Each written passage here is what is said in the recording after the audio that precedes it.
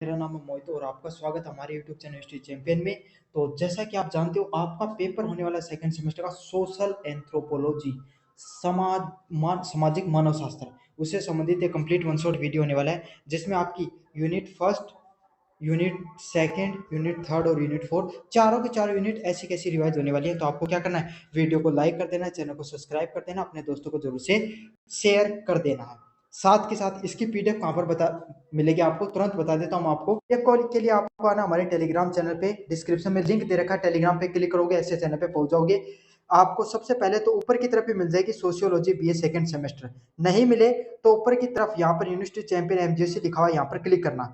जैसे क्लिक करोगे फाइल वाला सेक्शन आपको देखने को मिले, यहाँ पर देखने को मिलेगा, तो यहाँ पर देखने को मिले तो यहाँ पर जैसे इस पे ऊपर की तरफ क्लिक करोगे, थोड़ा सा नीचे मतलब ऊपर की तरफ क्लिक करना है, तो ऐसे सर्च वाला ऑप्शन दिखाई देगा। सर्च करना है यहाँ पर सोशियोलॉजी, सर्च करोगे यहाँ पर तो यहाँ पर पीडीएफ देखने को मिल जाएगी सोशियोलॉजी बीए सेकंड सेमेस्टर की। जैसे इस पर क्लिक करोगे इस प्रकार की पीडीएफ पे आ जाओगे और आपको इस तरीके से उसको पढ़ लेना है, ठीक है। और साथ के साथ आपको चैनल को सब्सक्राइब जरूर से देना है, कर देना है। तो चलो शुरू करते हैं आप अपने वीडियो। पहला प्रश्न आपके सामने, सामाजिक मानव शास्त्र की परिभाषा दीजिए तथा इसके स्वरूप की व्याख्या कीजिए कि सामाजिक मानव शास्त्र वास्तविकता में होता क्या है और इसका स्वरूप क्या होता है। सामाजिक मानव शास्त्र वह विज्ञान है जो मुख्य रूप से आदिम समाज या सरल समाजों की सामाजिक संरचना, संस्थानों, व्यवहारों और सांस्कृतिक पद्धतियों का अध्ययन करता है। मतलब पूर्ण सामाजिक मानव शास्त्र क्या है, पहली बात नाम से समझो, सामाजिक प्लस मानव शास्त्र। मतलब पुराने समय में आदिम समाज, तो अपने दादा परदादा से पहले के जो समाज हुआ करते थे, सिंधु घाटी सभ्यता, वैदिक सभ्यता हो गई आपके सामने, उसके बाद के जो राजतंत्र हुआ करता था, उस समाज की किस प्रकार की सामाजिक संरचना थी। सामाजिक संरचना मतलब किस प्रकार से वहां लोग रहते थे, किस प्रकार की वहां संस्थाएं काम करती थी, किस प्रकार से लोगों का व्यवहार था और किस प्रकार से वहां पर लोगों की संस्कृतियां रहती थी। तो इन सभी पद्धतियों पर जो अध्ययन करने का कार्य करता है उसी को क्या कहा जाता है, सामाजिक मानव शास्त्र के नाम से जाना जाता है। यह समाज की समग्रता को समझने के लिए कार्य फील्ड वर्क को पद्धति का उपयोग अध्ययन करते हैं। तो किस प्रकार से किया जाता है कि समाज था वो उस समय किस तरीके से काम करता था, समाज की समग्रता मतलब समाज कितना बड़ा था, उसकी व्यापकता को समझने के लिए किस प्रकार का अध्ययन किया जाता था, फील्ड वर्क मतलब वहां पर पहुंचकर उस जगह पर उस सब चीजों का अध्ययन किया जाता था। प्रसिद्ध मानव शास्त्री ई ए प्रिचार्ड के अनुसार सामाजिक मानव शास्त्र समाज शास्त्र का ही एक रूप है जो आदिम समाजों पर अधिक ध्यान केंद्रित करता है। तो आपके सामने ई ए प्रिचार्ड ने क्या कहा कि सामाजिक मानव शास्त्र क्या समाज शास्त्र का हिस्सा है, सोशियोलॉजी का हिस्सा है, लेकिन ये क्या करता है, इसमें क्या अंतर है, वह समाज शास्त्र से आज के समाज की भी अध्ययन करता है, पुराने समाज की भी अध्ययन करता है, लेकिन आपके सामने मानव समाज शास्त्र का सिर्फ काम यही है कि पुराने समाज हुआ करते थे, अपने जो वैदिक काल या फिर आपके सामने जो आप अध्ययन कर रहे हो, मान लो अपना सिंधु घाटी सभ्यता के समाज के, इस प्रकार के पुराने समाजों के बारे में जो अध्ययन करता है उसके लिए एक अलग से ब्रांच बना दी समाज शास्त्र में, उसको मानव समाज शास्त्र के नाम, मानव शास्त्र समाज शास्त्र के नाम से जाना जाता है। स्वरूप की बात करें, पहला स्वरूप है वैज्ञानिक स्वरूप। यह अनुभव जन्य साक्ष्यों इंपेरिकल एविडेंस पे आधारित होता है। मतलब आपको वैज्ञानिक स्वरूप क्या होता है भाई, कोई भी चीज का अगर आप अध्ययन करते हो उसमें वैज्ञानिक स्वरूप क्या होता है, कोई भी चीजों का आप वैज्ञानिक रूप से अध्ययन कर रहे हो तो अनुभवों के माध्यम से अध्ययन करोगे कि भाई चीजें किस तरीके से काम करती थी, चीजें किस प्रकार से होती थी, और वहां पर जाकर एक्सपीरियंस करके प्रैक्टिकली आप चीजों को अध्ययन करते हो तो उसको क्या कहा जाता है, वैज्ञानिक स्वरूप के नाम से जाना जाता है।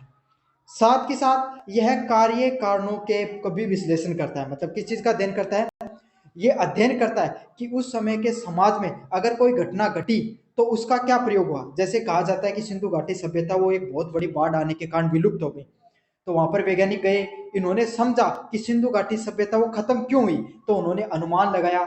उसके अलावा वहां पर अलग अलग प्रकार की मूर्तियां मिलती हैं, ड्रेनेज सिस्टम मिलता है, मतलब नालियां वगैरह का जो निकासी प्रणाली अच्छी मिलती है, तो उन्होंने वहां पर जाकर सारी चीजों को समझा कि ये घटना थी, ये हुई तो उसके पीछे क्या कारण था। अगला है समग्रता के दृष्टिकोण होना। समग्रतावादी जो दृष्टिकोण ये क्या था, यह समाज को अलग अलग हिस्सों में नहीं बल्कि एक संपूर्ण इकाई के रूप में देखता है। इसका अर्थ क्या होता है आपके सामने, मतलब समाज को एक रूप अलग अलग हिस्सों में नहीं देखे। आज के समय अपन क्या देखते हैं, जाति के आधार पे, है ना, पैसों के आधार पर, धर्म के आधार पे समाज के अलग अलग बंटवारे हैं। लेकिन मानव समाज शास्त्र क्या करता है, ये सारे समाज को एक रूप में ही देखता है, जहां पर सभी संस्थाएं हैं समाज की, परिवार, धर्म, अर्थव्यवस्था एक दूसरे से जुड़ी होती है। सारी चीजों को एक जगह जोड़कर कि परिवार है वो पैसे से जुड़ा हुआ है, धर्म से जुड़ा हुआ है, हर चीज से जुड़ा हुआ है। इस प्रकार से सारी चीजों को एक साथ जोड़कर क्या किया जाता है, अध्ययन किया जाता है। उसी को क्या कहा जाता है, समग्रतावादी दृष्टिकोण के नाम से जाना जाता है। क्षेत्रीय कार्य आधारित सामाजिक मानव शास्त्र का मूल स्वरूप सहभागी अवलोकन, पार्टिसिपेंट ऑब्जर्वेशन पे आधारित है। मानव शास्त्री लंबे समय तक समुदाय के बीच में रहकर अध्ययन करते हैं। मतलब क्षेत्र कार्य क्या होता है, साइंटिस्ट होंगे, उस क्षेत्र में जाएंगे, वहां पर लंबे समय तक उस क्षेत्र में रहेंगे, चीजों को समझेंगे और फिर अध्ययन करते हैं। ऐसे कि नहीं कि यहाँ पर अपने जो लैब है वहां पर देखकर टेस्टिंग वगैरह के माध्यम से चीजों को समझते हैं, बिल्कुल नहीं। वहां का जो जिस भी समाज का अध्ययन कर रहे हैं, वहां पर समाज में वास्तविकता में रहकर वहां की पद्धतियां, वहां की संस्कृति, वहां की भौगोलिकता, वहां का खान पान, वहां की जलवायु, हर चीजों को अनुभव करके वास्तविकता पर चीजों को समझकर उनको लोगों के बीच में लाया जाता है, अध्ययन को समझाया जाता है। तो इस प्रकार का कार्य को क्या कहा जाता है, क्षेत्र कार्य आधारित कार्य के नाम से जाना जाता है। अगले वाला पॉइंट है तुलनात्मक अध्ययन। यह विभिन्न समाजों, आदिम और आधुनिक की संस्थाओं की तुलना करके मानव सामाजिक जीवन के सामान्य सिद्धांतों पर को स्थापित करने का प्रयास करता है। तुलनात्मक अध्ययन क्या होता है, यह अलग अलग प्रकार के समाजों को, आदिम समाज व आधुनिक समाज की जो संस्थाएं, मतलब पहले के समाज में क्या क्या घटनाएं हुआ करती थी, आज के समाज में क्या घटनाएं होती हैं, के सारे जो सिद्धांत होते हैं उनको वास्तविकता में कंपैरिजन करके, पहले के समाज में जैसे पहले के संयुक्त परिवार हुआ करते थे, आजकल एकल परिवार ज्यादा देखने को मिलते हैं। तो सारी की सारी संस्थाएं, घटनाएं, सभी चीजों को समझकर क्या किया जाता है, टीका टिप्पणी की जाती है। उसी को क्या कहा जाता है, तुलनात्मक अध्ययन के नाम से जाना जाता है। तो ये आपने पहला प्रश्न जो पढ़ा, सामाजिक मानव शास्त्र की परिभाषा और उसके स्वरूप, परिभाषा थी, फिर अपने उसके स्वरूप क्या थे, वैज्ञानिक रूप में स्वरूप में अध्ययन किया जाता है, समग्रतावादी दृष्टिकोण रखी जाती है, क्षेत्र कार्य आधारित होता है और तुलनात्मक अध्ययन किया जाता है। समझ में आ गया आपके सामने। अगले वाला है विवाह के प्रकार और उसके सामाजिक कार्यों का वर्णन कीजिए। तो विवाह के कितने प्रकार होते हैं और उसके सामाजिक कार्य क्या होते हैं, इस पे आपको टीका टिप्पणी करनी है, आपको वर्णन करना है, सविस्तार टिप्पणी करनी है, आलोचनात्मक टिप्पणी करनी है। अलग अलग तरीके से इस प्रश्न को पूछा जा सकता है। विवाह के प्रकार, विवाह को मुख्य रूप से जीवन साथी की संख्याओं के आधार पर वर्गीकृत किया जाता है। तो विवाह को किस प्रकार से आपके सामने वर्णित किया जाता है, विवाह को जीवन साथी की कितनी संख्याएं हैं, है ना, उसके आधार पे क्या किया जाता है, अलग अलग प्रकार के विवाह है उनको वर्गीकृत किया जाता है। प्राचीन समाज से ये सभ्यता चली आ रही है। एकल विवाह, मोनोगेमी, एक स्त्री और एक पुरुष के बीच में होने वाले विवाह को क्या कहा जाता है आपके सामने, एक विवाह या मोनोगेमी के नाम से जाना जाता है।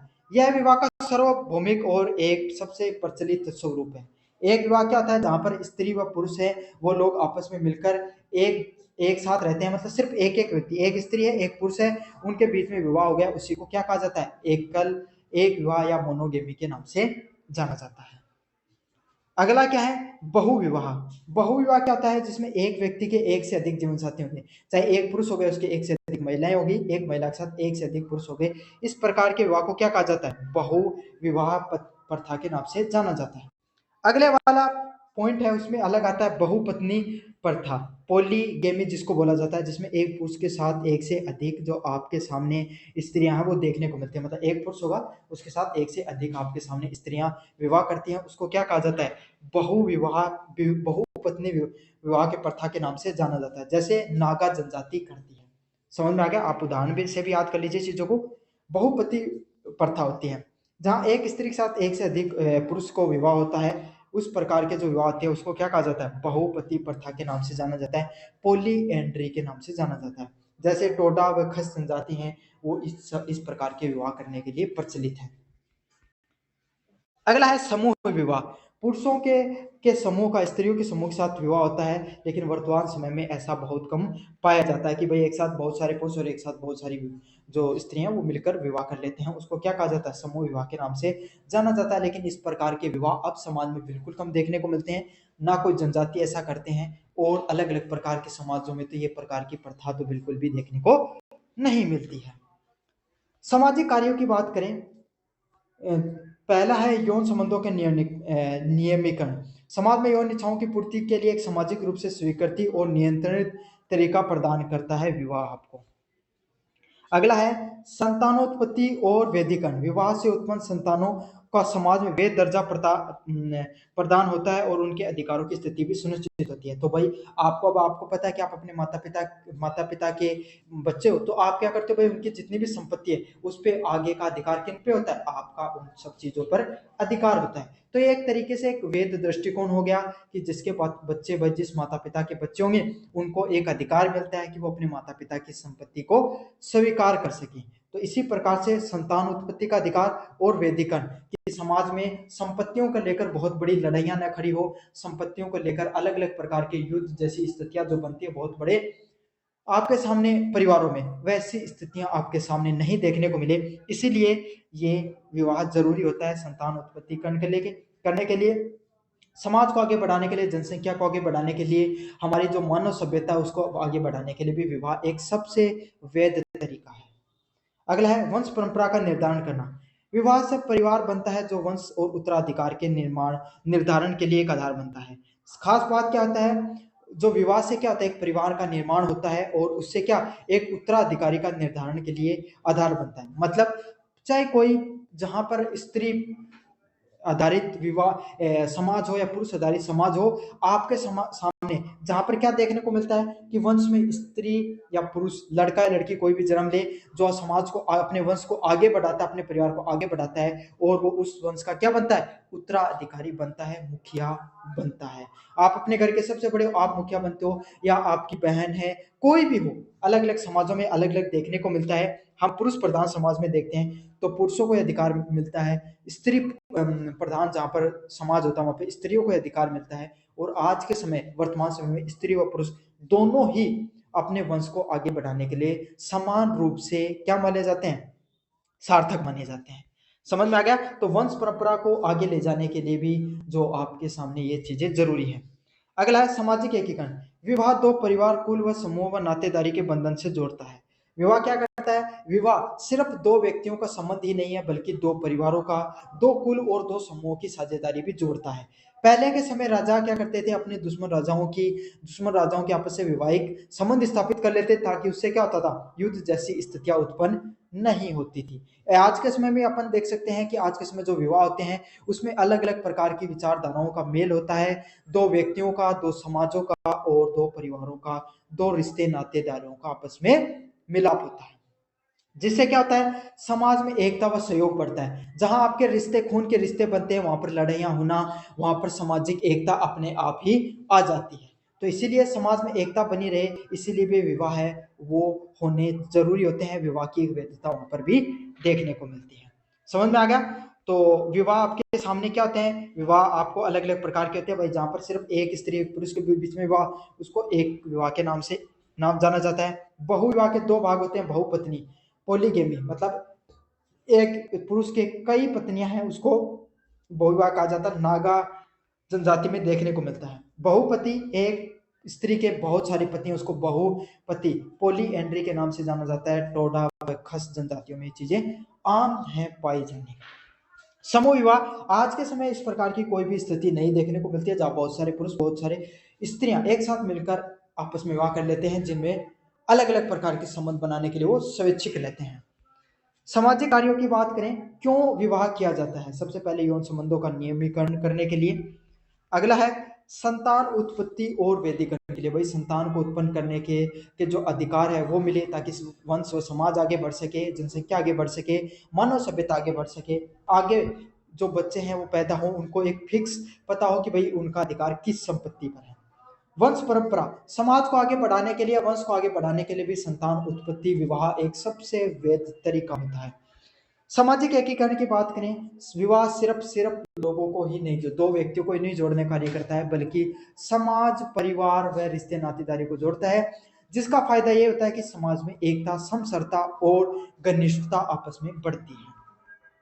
वाले यूनिट की तरफ बढ़ते हैं अपन। संस्कृति और सभ्यता के बीच में संबंध स्पष्ट कीजिए। संस्कृति और सभ्यता, सिविलाइजेशन है, दोनों ही मानव निर्मित होते हैं और इनके बीच में गहरा संबंध भी, कुछ महत्वपूर्ण अंतर भी है। मतलब संस्कृति और सभ्यता, ये दोनों के दोनों को अगर आप समझो तो आमतौर पर अपन क्या गलतियां करते हैं, दोनों को एक जैसा ही मान लेते हैं। लेकिन बहुत गहरे दृष्टिकोण पे अगर अपन बढ़े, एकदम महीन तरीके से, एकदम गहराई में अगर अपन जाकर समझे, तो दोनों में कुछ एक अंतर भी देखने को मिलते हैं। आइए हम समझेंगे कि इनके बीच में क्या अंतर होते हैं।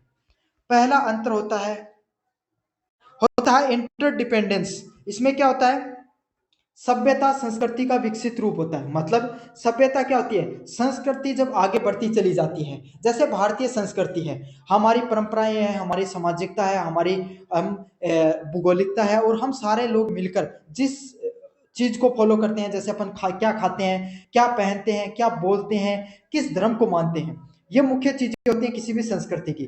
तो इन सब चीजों का बहुत जब लंबे स्तर तक वो चीजें चलती रही, तो वही क्या बन जाती है, सभ्यता का निर्माण कर लेती है।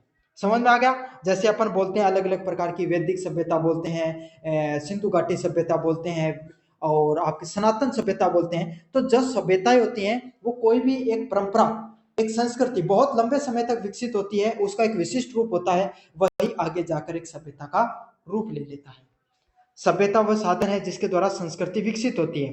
सभ्यता क्या होती है, सभ्यता एक साधन के रूप में कार्य करती है, जहां पर संस्कृति है, उसका निर्माण, विनिर्माण व वो देखने को मिलता है।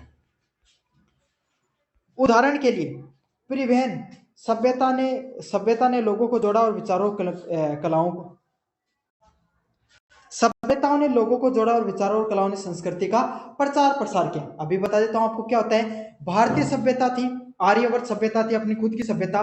बाहर से लोग आए, अलग अलग आक्रताएं आते गए, कभी कण्व आए, कभी शंख आए, कभी बाहर के मुस्लिम आक्रताएं, और बाहर उनकी संस्कृति अलग थी, उनकी सभ्यता अलग थी, हमारी सभ्यता अलग थी। समझ में आ गया। वो आए, साथ के साथ दो सभ्यताएं आपस में मिली, और उससे एक नई संस्कृति का आदान प्रदान हुआ। कुछ लोग, कुछ उन्होंने हमें दिया, कुछ हमने उनको दिया, और आज अपन इस तरीके से मिलजुल गए हैं कि पता ही नहीं चलता है हम कौन सी भाषा बोल रहे हैं, उसमें कौन सी सभ्यता के शब्द हैं। जैसे हिंदी भाषा बोलते हो, इसको आप अच्छे से देखना, इनमें अरबी, फारसी, अंग्रेजी, आप सामने पुर्तगाली, सारी भाषाओं के शब्दों देखने को मिलते हैं, सब देखने को मिलते हैं। अपना पहनावा देखिए, हम अपने वास्तविक पहनावा के अलावा अपन अलग अलग काफी पहनावा अपना, जो अलग अलग बाहर की जो अरब सभ्यताएं हैं वहां से देखने को मिलता है, कुछ यूरोपीय सभ्यताओं से देखने को मिलता है, कुछ हमारा सभ्यता है, यही हमारे खान पान में भी चीजें देखने को मिलती हैं। तो सभ्यताएं क्या करती हैं, सभ्यताएं लोगों को जोड़ती हैं, और संस्कृति का इससे क्या होता है, आदान प्रदान है, देखने को मिलता है।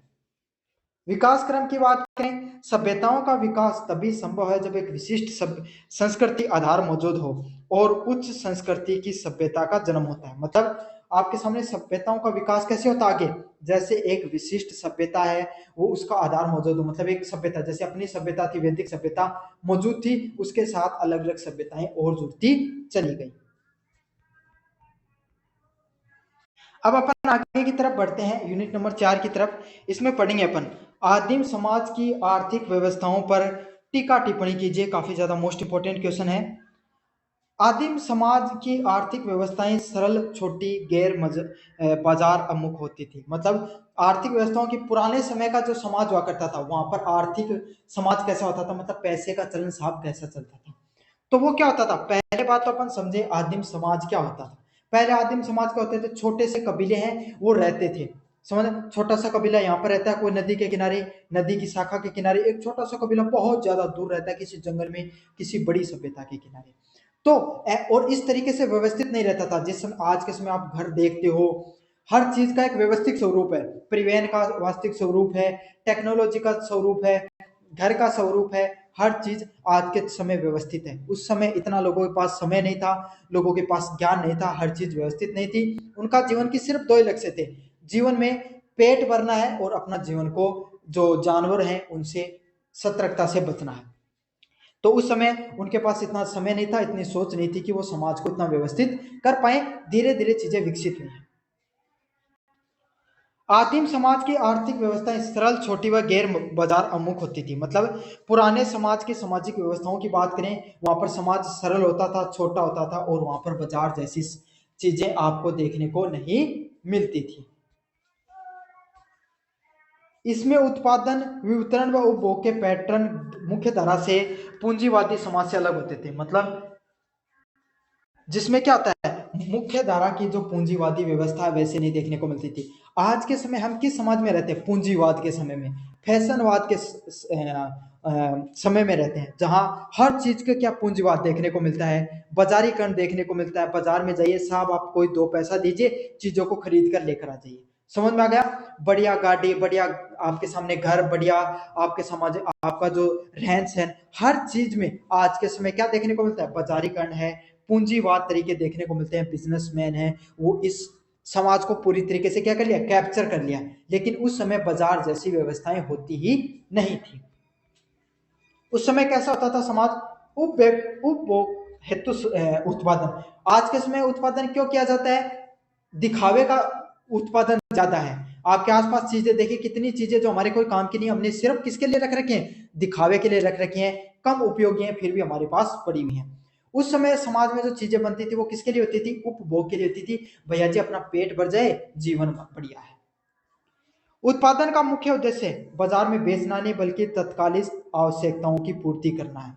आज के समय हर चीज को अपन किस लिए उत्पादित करते हैं? ताकि चीजों को बाजार में बेच सकें। उस समय की जो समाज हुआ करता था उसमें यही लोगों की उद्देश्य हुआ करता था कि ऐसी चीजों का निर्माण किया जाए जिससे लोगों की तत्काल आवश्यकताओं की क्या हो जाए? पूर्ति हो जाए। इसमें बचत या पूंजी संचय पर कम जोर दिया जाता था। आज के समय क्या है, अपन क्या करते हैं? बाजार में गए, कोई चीज बेचा आपने, और उससे क्या 2 पैसा इकट्ठा हुआ, कुछ खर्च किया, कुछ अपने पास बचा लिया आपने। हर समय अपने पास सेविंग की बात होती है ना, लेकिन उस समय कोई सेविंग की बात नहीं होती थी, बचत की कोई भी व्यवस्था नहीं होती थी, संचय पर बिल्कुल भी जोर नहीं दिया जाता था। उस समय सिर्फ बचत और पूंजी पर बिल्कुल भी जोर नहीं दिया जाता था। अगला क्या है? सरल प्रौद्योगिकीकरण। सरल प्रौद्योगिकी क्या होता है? आदिम समाज सरल उपकरणों जैसे तीर, कमान, भाले, हाथ के औजार और पारंपरिक ज्ञान का उपयोग करते थे। मतलब भाई सीधे बात है, उन लोगों के पास अपना जीवन में कोई उन्हें कौन सी फॉर्च्यूनर चलानी थी? समझ में आ गया? उन्हें कौन से विमान उड़ाने थे, उन्हें कौन से यार्ड में घूमना था? उनके जीवन का सिर्फ एकमात्र उद्देश्य होता था अपना पेट से भोजन खा लेना, पेट भर लेना है, और जो जंगली जानवर है उनसे अपनी रक्षा करनी है। तो उसी प्रकार के उनको की जरूरतें होती थी, उसी प्रकार के उनके पास औजार हुआ करते थे, जिनमें वो तीर कमान बना लेते थे, भाले बना लेते थे, और हाथों से औजारों का उपयोग करते थे। उनमें कोई साइंस एंड टेक्नोलॉजी का उपयोग नहीं होता था। पुराना जो ज्ञान है, प्राकृतिक रूप से बनी हुई वस्तुओं से चीजों को बनाते थे, प्राकृतिक प्राकृतिक चीजों का ज्यादातर उपयोग करते थे। उस समय प्रौद्योगिकी सीमित थी और पर्यावरण के अनुकूल होती थी। मतलब कोई भी चीज का निर्माण किया जाता था वो इस प्रकार से किया जाता था ताकि पर्यावरण पर निर्भरता ज्यादा से ज्यादा बनी रहे। अगला है विनिमय और पारस्परिकता। वस्तुओं का आदान प्रदान अक्सर पारस्परिक उपहार व सेवाओं के माध्यम से हुआ करता था। मतलब इस प्रकार की व्यवस्था होती थी कि साहब तुम्हारे पास चावल है, हमारे पास गेहूं है, मुझे गेहूं की जरूरत है, आपको चावल की जरूरत है, आपस में चीजों को एक्सचेंज कर लेते हैं। समझ में आ गया? आपस में जरूरत की चीजों को क्या कर लिया जाता था? आदान प्रदान कर लिया जाता था। न तो उसमें मुद्रा होती थी, न लाभ का कोई आधार होता था। वितरण के 3 रूप हुआ करते थे: सामान्य, संतुलित व नकारात्मक पारस्परिकता। समझ में आ गया? तो ज्यादा उसमें ज्यादा दिमाग नहीं लगाया जाता था, ना लाभ की कोई बात होती थी, ना पूंजी की कोई बात होती थी, ना उस समय कोई मुद्रा होती थी। उसमें क्या होता था भाई, अगर कोई आदमी था, उसके पास 10 किलो गेहूं है, आपके पास 10 किलो गेहूं है, तो आपने क्या कर लिया आपस में एक्स्ट्रा भी, मान लो आपके पास 12 किलो है, उसके पास 10 किलो है, समझ लो थोड़ा एक्स्ट्रा है, और उस समय मात्राएं भी नहीं हुआ करती थी ये, लेकिन उन्होंने आपस में एक्सचेंज कर लिया। संतुलित क्या हुआ करता था? मतलब दोनों के पास बराबर से आधी आधी बोरी है, तो आपस में कर लेते थे, एक कटोरी एक कटोरी है, तो इस हिसाब से कर लेते थे। नकारात्मक क्या होता था?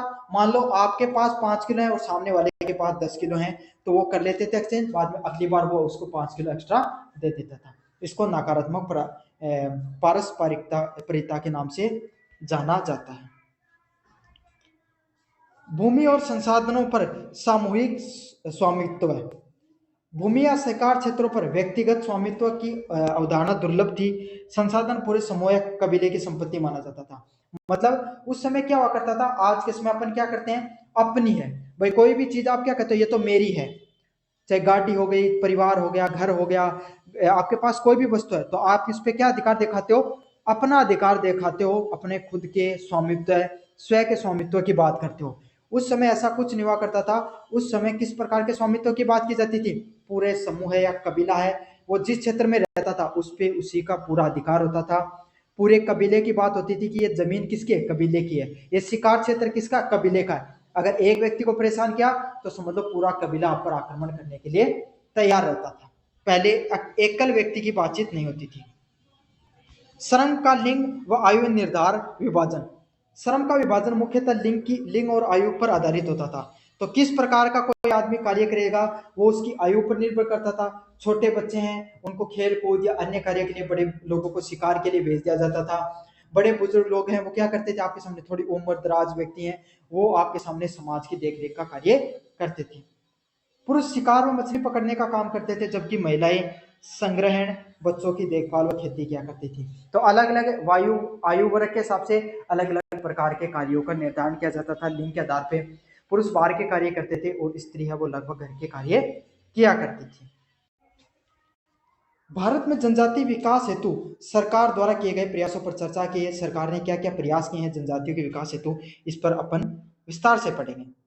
भारत सरकार ने जनजाति आदिवासी समुदाय के लिए सामाजिक आर्थिक विकास और उनके सांस्कृतिक जो संरक्षण है उसके स्वतंत्रता के बाद में अनेक प्रयास किए हैं। मतलब सरकार ने क्या किया है, जो जनजातीय सामाजिक जो समुदाय है उनके विकास के लिए अलग अलग प्रकार के जो व्यवस्थाएं हैं उनको लागू किया है, जिसमें सांस्कृतिक संरक्षण, मतलब उनकी जो संस्कृति है, कैसा खान पान है, रहन सहन है, कैस किस जगह वो क्षेत्र में रहते हैं उसका संरक्षित करने का कार्य किया है।